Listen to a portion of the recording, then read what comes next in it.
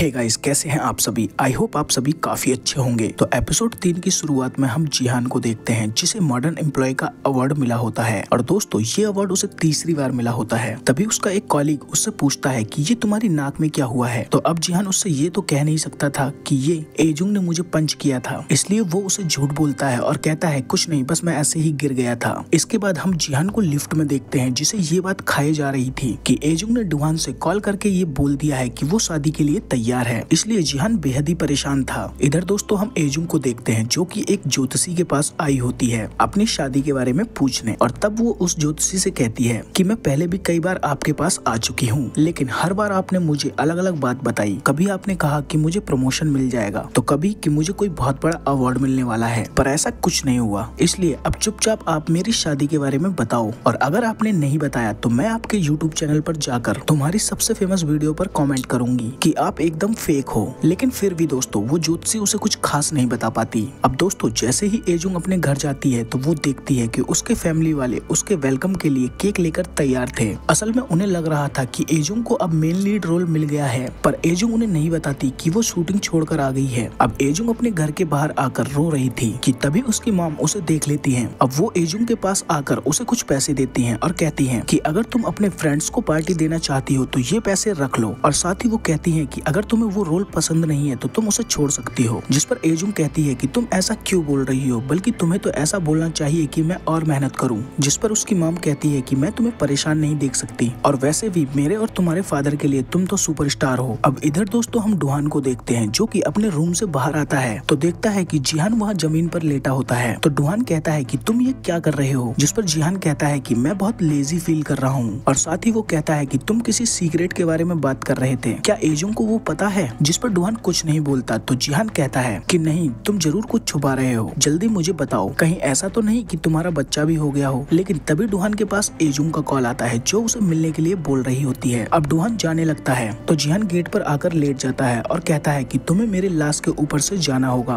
और वैसे भी तुम एजुंग से शादी कैसे कर सकते हो, वो तो बिल्कुल अजनबी है। लेकिन दोस्तों डुहान उसकी एक ना सुनता और उसके ऊपर से निकल जाता है। इधर दोस्तों हम एजुंग को देखते हैं जो कि अपनी फ्रेंड के साथ एक आर्टिकल पढ़ रही होती है जिसमें लिखा होता है कि एलजे कंपनी का उत्तराधिकारी डुहान को चुना गया है। अब ये देखकर एजुंग की फ्रेंड कहती है कि ऐसा कैसे पॉसिबल है, आखिर इतना अमीर लड़का एजुंग का फ्रेंड कैसे हो सकता है। कि तभी दोस्तों वहाँ डुहान पहुँच जाता है। अब ये देखकर एजुंग की फ्रेंड सच में चौंक जाती है। खैर जिसके बाद डुहान और एजुंग साथ बैठकर कुछ बातें करते हैं, जहाँ एजुंग कहती है कि मैं तुमसे शादी करने के लिए तैयार हूँ। तो डुहान कहता है कि एक बार फिर से सोच लो, कहीं तुम्हें इस चीज के लिए बाद में पछतावा तो नहीं होगा। एजुंग कहती है कि नहीं होगा, और अगर मुझे पछतावा होगा भी तो वो मेरी टेंशन है, तुम इसके बारे में मत सोचो। अब डुहान ये सुनकर काफी खुश होता है। अब दोस्तों सीन शिफ्ट होता है और हम डुहान के दादाजी को देखते हैं जो कह रहे थे कि मैं कंपनी के उत्तराधिकारी के बारे में एक बार फिर से सोचूंगा, लेकिन जो शॉपिंग मॉल कॉम्प्लेक्स बन रहा है उसकी देखरेख डुहान ही करेगा, क्योंकि मैं उसे बिजनेस सिखाना चाहता हूँ। इसके बाद दोस्तों हम जिहान को देखते हैं जो अपने एम्प्लॉय से कहता है कि मैंने अपने भाई डुहान की शादी तोड़वाने के लिए क्या कुछ नहीं किया, अपनी नाक तक तोड़वा ली, पर वो दोनों अलग होने का नाम नहीं ले रहे हैं। जिसके बाद जिहान अपनी गाड़ी लेकर एजुंग के घर के बाहर पहुंच जाता है, जहां उसे एजुंग का जीजा यानी टाइमिंग मिलता है, जो जिहान से कहता है कि कहीं तुम पुराना सामान खरीदने वाले तो नहीं। जिस पर जिहान कहता है कि नहीं, मैं ऐसा काम नहीं करता। तो टाइमिंग वहां से जाने लगता है। तो अब जिहान सोचता है तो अब मैं एजुंग के घर में ऐसे कैसे जाऊं बिना किसी वजह के, इसलिए वो टाइमिंग को रोकता है और कहता है कि मैं पुरानी मैट लेने आया हूँ। अब एजुंग जैसे ही अपने घर आती है तो वो देखती है कि जिहान वहाँ पर पहले से ही मौजूद था। जिस पर एजुंग कहती है कि तुम यहाँ क्या कर रहे हो। तो टाइमिंग कहता है कि क्या तुम एक दूसरे को जानते हो। एजुंग गुस्से में कहती है नहीं, मैं इसे नहीं जानती और ना ही इसे जानना चाहती। जिस पर जिहान कहता है कि मुझे तुमसे बात करनी है। तो एजुंग कहती है ठीक है। अब वो दोनों बाहर आते हैं, लेकिन तभी दोस्तों वहाँ एजुंग की मॉम आ जाती है, इसलिए एजुंग जल्दी से जिहान की गाड़ी में आकर बैठ जाती है अपनी मॉम से छुपने के लिए। अब एजुंग जिहान से कहती है कि जल्दी से यहाँ से चलो, वरना मेरी मॉम को पता चल जाएगा कि मैं शूटिंग पर नहीं गई हूँ। तो जिहान कहता है कि क्या तुमने अपनी फैमिली को इस बारे में नहीं बताया कि तुमने शूटिंग छोड़ दी है। जिस पर एजुंग कहती है कि तुम फिलहाल यहाँ से चलो, मैं तुम्हें सब बताती हूँ। जिसके बाद दोस्तों हम इधर चेमोन को देखते हैं जो कि अपने फ्रेंड्स के साथ खाना खा रही होती है, जहाँ उसकी फ्रेंड्स कहती हैं कि हमने सुना है कि तुम डुहान से शादी करने वाली हो। जिस पर चेमोन कहती है कि ऐसा कुछ नहीं है, मैं उससे शादी नहीं करने वाली, क्योंकि वो एलजे कंपनी के चेयरमैन का सगा बेटा नहीं है। जिस पर उसकी फ्रेंड्स कहती हैं हाँ सही बात है, वैसे भी तुम तो टियोंग ग्रुप के चेयरमैन की बेटी हो और वो तुम्हारे आसपास भी नहीं। खैर जिसके बाद हम देखते हैं कि जिहान एजुंग को एक एक खाली सी जगह पर ले आता है जहाँ एजुंग एक पत्थर उठा लेती है। तो जिहान कहता है कि ये तुम क्या कर रही हो, जिस पर एजुंग कहती है कि ये पत्थर मैंने अपनी सेफ्टी के लिए उठाया है। तो जिहान कहता है क्यों, मैं तुम्हें कोई ऐसा वैसा लड़का लगता हूँ क्या। जिसके बाद जिहान उसे बताता है कि ये शॉपिंग मॉल कॉम्प्लेक्स की प्रॉपर्टी है जिसके लिए मैंने दिन रात मेहनत की है, और अगर तुमने डुहान से शादी कर ली तो ये सब कुछ खत्म हो जाएगा क्योंकि मेरे दादाजी ये डुहान को दे देंगे। जिसके बाद जिहान उसे सॉरी भी बोलता है और कहता है कि मैंने तुम्हारी फीलिंग्स को समझे बिना ही वो हरकत कर दी थी। जिस पर एजुंग नौटंकी करते हुए कहती है कि क्या बोला तुमने, मैंने सुना नहीं। अब जिहान उसे दोबारा सॉरी बोलता है, लेकिन इस बार फिर से एजुंग कहती है अच्छा तुम थोड़े दूर खड़े हो इसलिए मुझे सुनाई नहीं दे रहा। जिसके बाद जिहान अपने घुटनों पर चलकर वहाँ आता है और एजुंग को सॉरी बोलता है। एजुंग कहती है हाँ अब हुई ना बात, लेकिन सॉरी तुमने माफी मांगने में थोड़ी देर कर दी। अब मैं अपना डिसीजन नहीं चेंज कर सकती और मैं डुहान से ही शादी करने वाली हूँ। जिस पर जिहान कहता है कि तुम ये क्या कर रही हो, क्या तुम मेरे साथ खेल रही हो। पर एजुंग उसकी एक ना सुनती और वहाँ से चली जाती है। लेकिन जिहान उसके पीछे जाकर कहता है कि चलो मैं तुम्हें छोड़ देता हूँ। कि तभी दोस्तों वहाँ होतायू का फादर आ जाता है। ये वही शख्स होता है जिहान ने जिससे प्रॉपर्टी खरीदी थी। लेकिन तभी वो जिहान को मारने लगता है और कहता है कि मैंने तुम्हें कॉन्ट्रैक्ट पर साइन करने के बाद कितनी बार कॉल की पर तुमने कॉल क्यों नहीं उठाई। लेकिन तभी वहाँ जिहान का दोस्त और उस शख्स का बेटा होतायू भी आ जाता है जो एजुंग को वहाँ देख लेता है और एजुंग से कहता है कि तुम तो मेरी वाइफ की बेस्ट फ्रेंड हो ना। जिस पर एजुंग हाँ कहती है। अब वो उन दोनों को अपने घर ले आता है जहाँ एजुंग ने उन्हें बताया होता है कि मैं जिहान की भाभी हूँ। कि तभी वहाँ होतायू की वाइफ भी आ जाती है जो एजुंग से कहती है कि अरे तुम यहाँ कैसे, और आने से पहले तुमने मुझे कोई कॉल भी नहीं किया। लेकिन यहाँ भी दोस्तों जिहान एजुंग को मनाने की कोशिश करता है ताकि वो डुहान से शादी ना करे, पर एजुंग तो ठहरी एजुंग वो फिर भी नहीं मानती। जिसके बाद दोस्तों हम डुहान को देखते हैं जो कि अपने दादाजी के यहाँ आया हुआ होता है। तो वो वहाँ आकर मेड से कहता है कि वाह तुमने तो आज कोरियन खाना बनाया हुआ है। जिस पर मेड कहती है कि जब तुम्हें कोरियन खाना इतना ही पसंद है तो तुम न्यूयॉर्क क्यों जाते हो। और साथ ही वो मेड कहती है कि तुम्हारे यहाँ से जाने के बाद तुम्हारा भाई जिहान बिल्कुल ही अकेला हो जाता है। अब डुहान कहता है कि यहाँ मुझसे सब जिहान के बारे में ही क्यों बात करते हैं जबकि मैं तो खुद का ही ख्याल नहीं रख पाता। तो मेड कहती है कि जिहान भी काफी सैड रहता है और साथ ही वो बताती है कि यहाँ पर एक रिपोर्टर भी आता है जो कि ये कहता है कि वो जिहान से बात करना चाहता है पर वो बात तुम्हारे दादाजी से करता है। क्या तुम्हें पता है कि वो रिपोर्टर कौन है। इसके बाद दोस्तों हम चेयरमैन यानी डुहान के दादाजी को देखते हैं जो उस मेड से कहता है कि आज घर पर डुहान आया था ना, और तुम्हें क्या लगता है कि इस घर में जो कुछ होता है मुझे पता नहीं चलता। खैर अब सीन शिफ्ट होता है और हमें एक रिपोर्टर दिखाया जाता है जो कि अपनी गाड़ी से जिहान पर नजर रख रहा था। कि तभी वहाँ चेमोन आती है। अब चेमोन डुहान के पास आती है और कहती है कि तुमने आज मुझे कैसे बुला लिया। जिस पर डुहान कहता है क्यों, मैं तुमसे बात नहीं कर सकता। अब डुहान उससे कहता है कि तुम मेरे भाई जिहान को पसंद करती हो ना, मुझे पता है वो तुम्हारा पहला प्यार है। और साथ ही डुहान कहता है कि तुम कोई भी एक्टिविटी मत करो क्योंकि रिपोर्टर को पता चल जाएगा कि हम उनके बारे में जानते हैं। तो चेमोन कहती है क्या रिपोर्टर ने हम पर नजर रखी हुई है। और तभी दोस्तों वो रिपोर्टर एक आर्टिकल पोस्ट कर देता है कि डुहान किसी लड़की को डेट कर रहा है। और दोस्तों ये आर्टिकल जिहान भी देख लेता है। तो वो अपने एम्प्लॉय से पूछता है कि क्या तुम्हें पता है कि ये आर्टिकल किसने पोस्ट किया। तो वो कहता है कि ये आर्टिकल रिपोर्टर कैन ने पोस्ट किया। जिस पर जिहान कहता है कि क्या तुम जानते हो रिपोर्टर कैन को। जिस पर जिहान कहता है कि क्या तुम जानते हो रिपोर्टर कैन को। जिसके बाद दोस्तों वो एम्प्लॉय दादाजी के सेक्रेटरी से पूछता है कि क्या तुम रिपोर्टर कैन को जानते हो। अब सेक्रेटरी कहता है रिपोर्टर कैन वही रिपोर्टर है जो जिहान की मॉम के केस में भी इन्वॉल्व था। खैर अब दोस्तों इधर हम एजुंग की फैमिली को देखते हैं जो कि आपस में बात कर रहे थे